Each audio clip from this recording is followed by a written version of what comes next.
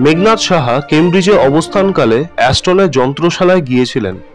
যন্ত্রশালার যেমন বিবরণী তার রচনা সংগ্রহ থেকে পাওয়া যায়, তাতে দেখা যায় সেই যন্ত্রশালা অতি সাধারণ। একটি ধনাত্মক রশ্মি বিশ্লেষণের যন্ত্র এবং কয়েকটি কেমিক্যাল রাখার শিশি বোতল ব্যতীত আর কিছু নেই। এমনই একটি ঘরে অ্যাস্টন 16 বছর টানা একটি বিষয়ে কাজ করে গেছেন। তার এই একাগ্রতার কথা শুনলে আমাদের আরেকজন বিজ্ঞানীর কথা মনে পড়ে। তিনি হলেন অ্যালবার্ট আইনস্টাইন, যিনি বিশেষ আপেক্ষিকতা তত্ত্ব প্রকাশের পর সাধারণ আপেক্ষিকতা তত্ত্ব প্রকাশ করতে প্রায় 10 বছর সময় নিয়েছিলেন এবং আপেক্ষিকতা তত্ত্ব নিয়ে জীবনের 20টি বছর অতিবাহিত করেছেন।